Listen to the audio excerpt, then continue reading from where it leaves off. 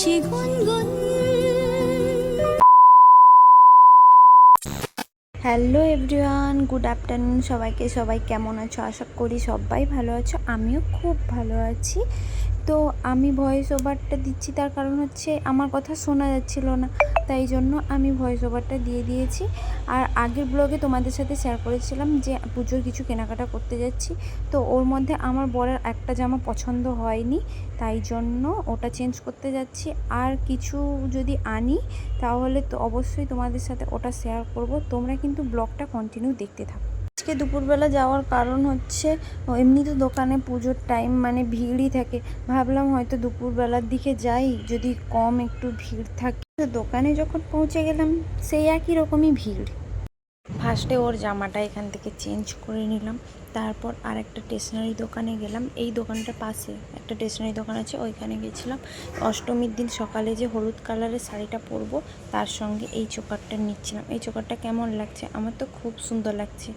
এই চোকারটা নিয়েছি, তার সাথে আর একটা কানের দুল নিয়েছি, ওটা তোমাদের পরের ব্লগে, এখানে যা যা এনেছি এখান থেকে পরের ব্লগে তোমাদের সাথে শেয়ার করব।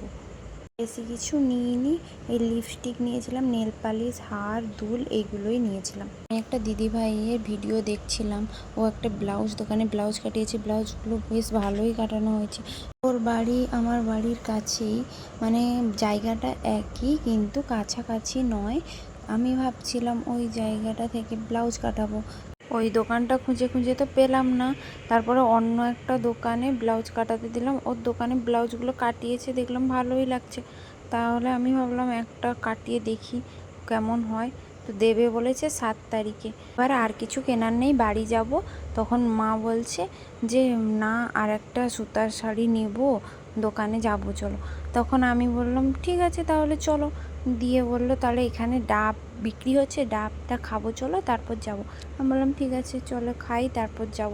তারপরে এই যে এখানে দোকানে এসেছি, এখান থেকে একটা সুতার শাড়ি নিবে, তারপরেই সোজা বাড়ি চলে যাব। এই দোকানের শাড়িগুলোও ভালো লাগছে, মানে যেখানে যাব সেখানেই শাড়ি পছন্দ হয়ে যাবে।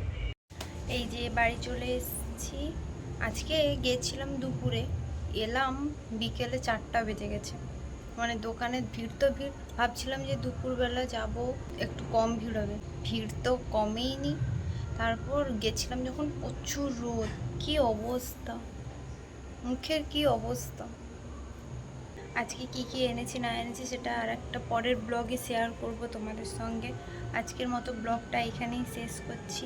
সবাই ভালো থেকো, সুস্থ থেকো, আর চ্যানেলটিকে সাবস্ক্রাইব করে আমার পাশে থেকো। টাটা।